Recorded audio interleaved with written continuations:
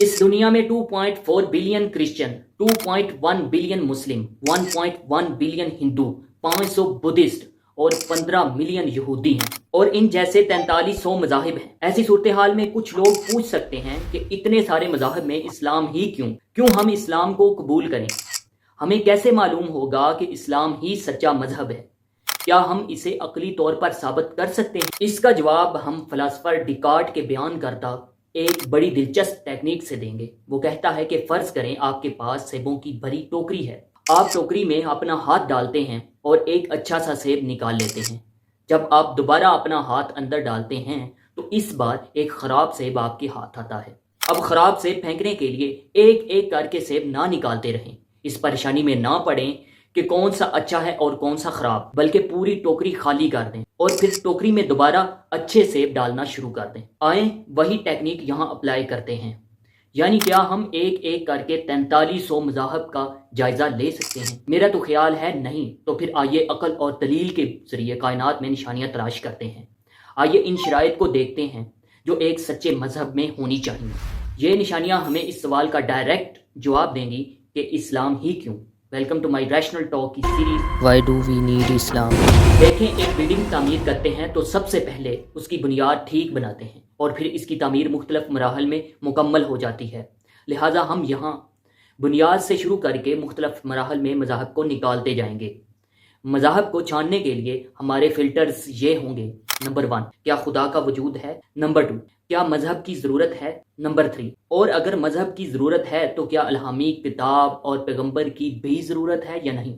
सबसे पहले आइए अमारत की बुनियाद को देखते हैं। ये सवाल है कि किसी खुदा का वजूद है या नहीं। आप इसे साबित करने के लिए मुख्तलिफ तरीके सोच सकते हैं, मगर आइए इस सवाल का जवाब अपने सामने मौजूद इस कायनात के जरिए तलाश करते हैं। इस मिसाल पर तवज्जो दीजिए जो हम वाज़े करने जा रहे हैं। फिजिक्स के मुताबिक अगर कोई काम हो रहा हो तो उसके पीछे कोई ताकत जरूर होती है जो उस काम को करने की अहल होती है। यानी मैं अगर किसी को कोई काम करता देखूं तो उसके पास वो काम करने के लिए लाजमन मुनासिब ताकत होगी। मसलन अगर मैं किसी बच्चे को हवाई जहाज खींचता देखूं तो मैं फौरन ये काम करने वाली कोई और ताकत ढूंढूंगा, क्योंकि एक बच्चा कभी ये काम नहीं कर सकता। मैं कहूंगा कि एक मैकेनिकल सिस्टम है जो हवाई जहाज को हरकत दे रहा है, चाहे मुझे आंखों से यही नजर आ रहा है कि बच्चा हवाई जहाज खींच रहा है। मेरा जहन फौरन ये कहेगा बच्चे के पास इतनी ताकत नहीं होती कि वो हवाई जहाज खींच ले। मैं इस बच्चे के पीछे एक असल और अहल काम करने वाली ताकत को तलाश करूंगा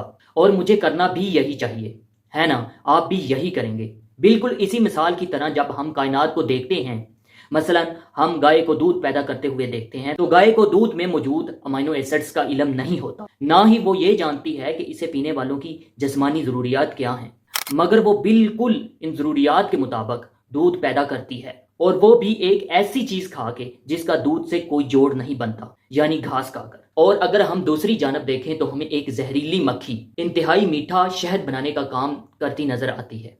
शहद बनाते हुए मक्खी ये नहीं जानती कि उसमें कितने मिनरल्स हैं, ना ही मक्खी का जिस्म और इसके सेल्स जानते हैं कि शहद खाने वालों की जिस्मानी जरूरियात क्या हैं, मगर वो ऐसा शहद बनाती है जो उनके लिए शिफाई असरात रखता है। एक और जानब नजर दौड़ाएं तो हमें दरख्त एक खुश्क बेमजा काली मिट्टी से रस भरे मीठे रंग बिरंगे फल देते हुए नजर आते हैं, मगर इस दरख्त का बीज मुझे मिलने वाले जायके से नावाकिफ होता है। ये मेरी नाक के लिए पसंदीदा बू को नहीं पहचानता, इसे इल्म नहीं कि मेरी आंखों को कैसा रंग भाएगा, ये मेरे जिस्म की जरूरियात को नहीं जानता। एक सादा सा बीज जिसमें ना जायका है ना खुशबू, इससे सैकड़ों फल पैदा हो जाते हैं जिनका जायका मेरी जुबान को पसंद है, जिनकी बू मेरी नाक को अच्छी लगती है, जिनकी खूबसूरती मेरी आंखों को भाती है और जो मेरे लिए बहुत से जिस्मानी फायदे रखते हैं। इसी लम्हे मेरा जहन फौरन मुझे बताता है कि ये सारी मखलूकात जो हमें ये सब करती नजर आती हैं अपने अंदर इन सारे कामों की सलाहियतें नहीं रखती। यानी ये बड़ी दिलचस्प बात है,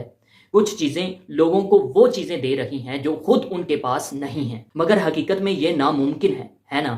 आइए एक और मिसाल समझते हैं। फर्ज करें मेरे हाथ में एक कपड़ा है, एक पर्दा है जिससे मैं आपको नजर नहीं आता। ये पर्दा पेन या पेंसिल उठाता है और यहाँ एक नज्म लिख देता है, तस्वीरें बनाता है। सब यही कहेंगे कि ये बज़ाहिर اس پین کو کپڑا حرکت دے رہا ہے، مگر عقل مندانہ سوچ یہی ہوگی کہ اس کپڑے کے پیچھے، اس ظاہری سبب کے پیچھے ایک طاقت موجود ہے۔ بالکل اسی مثال کی طرح ہمارے بیان کردہ یہ تمام کام ایک کریٹر، خالق کائنات کو ظاہر کرتے ہیں، جو پردے کے پیچھے سے ان سب کو کنٹرول کرتا ہے۔ اگر ہم ان مثالوں کو مکمل طور پر سمجھ لیں تو پھر ہم اپنے دل کی نگاہوں سے دیکھ سکتے ہیں کہ کائنات کا ایک خالق ہے جو ہمیں جانتا ہے، جو پردوں کے پیچھے سے عمل کرتا ہے اور ہماری ضروریات کے مطابق یہ سارے کام سر انجام دیتا ہے۔ اب اگر پہلا فلٹر سمجھ آ چکا ہے تو بدھ مت، جین مت جیسے مذہب اور ایتھیزم، اگنوسٹسزم، نیچرلزم اور اسپیکٹسزم جیسے فلسفانہ عقائد سچائی کی دوڑ سے باہر ہو گئے، کیونکہ کسی خالق کا وجود ضروری ہے، چاہے آپ اسے کوئی بھی نام دیں،